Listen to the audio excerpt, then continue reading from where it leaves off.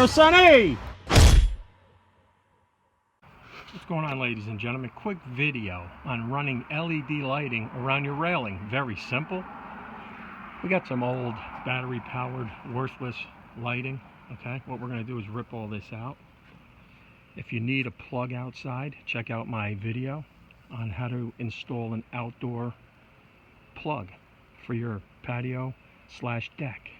All right, check out that video. It'll show you how to put the plug in. All right, there's the plug right there. All right, so what we're going to do is basic. We're going to rip all this stuff out.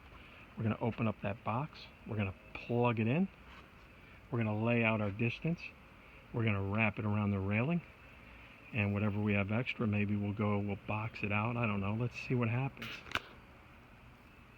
That's pretty much it. Plug in your power supplies and just run them any which way you like. I got one on the top, and I got one along the bottom. Obviously, it'll look a lot better at night. That's it. That's how you hook up outdoor LED lighting.